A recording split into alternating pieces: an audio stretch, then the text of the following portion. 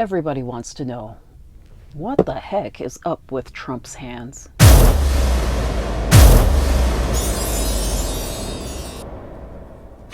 Welcome to Turd Talk with Mary Ploppins, formerly the Nutrition Heretic podcast, where I share my opinions on current events in health and nutrition.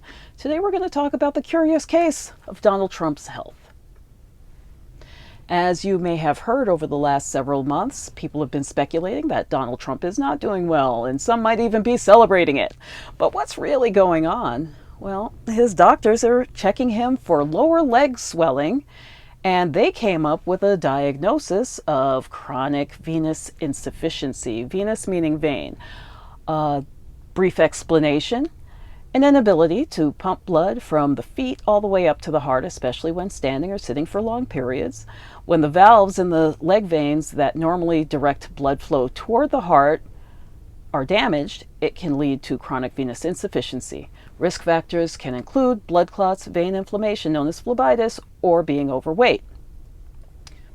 Fair enough, he does have bruising in his hands, as we saw.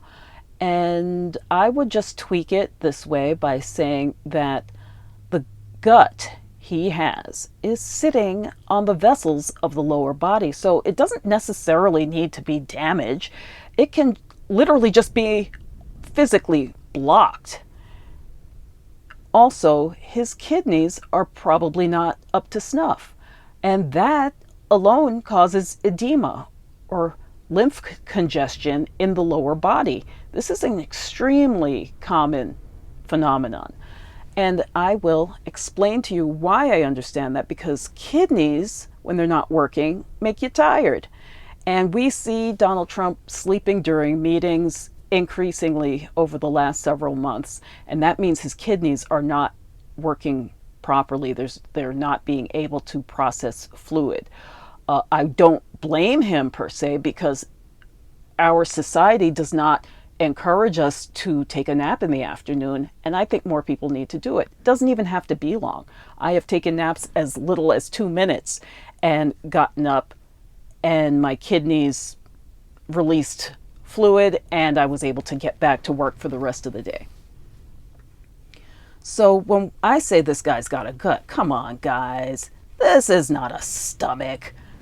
It's his abdomen, which houses 20 feet of intestines. It also houses the liver and gallbladder, kidneys, pancreas, you name it, it's in there. And of course the stomach is in there. People don't realize that along the 20 feet of intestines, they can harbor stool that has not been expelled. Think of every time that you've had to hold it. Maybe you were in a class, or you were on an airplane and they didn't open the toilet yet, or you were on a bus or in a car or at the movie theater, or just someplace where it was very inconvenient. You had to hold it, and then by the time you got to the bathroom, you were like, hey, I thought I had a lot more in me. Well, I'll explain to you why I know that, because my belly was not nearly as big as him, yet I had the same issues. And I was going what I thought was normal according to the textbooks once or twice a day. But this is what my skin looked like. Not very different from Donald Trump's. I looked like this on and off for 50 years, guys. And it was not fun. My mom was a nurse, so I did all the conventional stuff for the first 20 years. And then after that, I started changing my diet. I used supplements and enzymes and probiotics, and sure, it worked until it didn't, and I just kept yo-yoing back and forth with the food allergies and all the other things they told me was wrong with me, right? So I discovered the power of positive pooping, and my hands went from looking like that to looking like that in under a year. And my legs went from this to looking like this.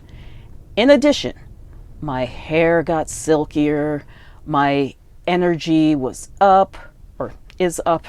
I sleep well at night now. Wounds heal quickly and thoroughly. My mood is so much better. And I don't even have a trace of food allergies anymore. So when I say positive pooping, I'm talking about going at least 3 times per day. You will be shocked at how different your life can be.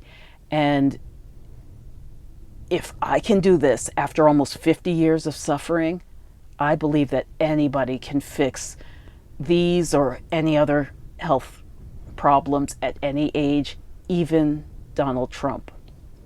But he's not alone.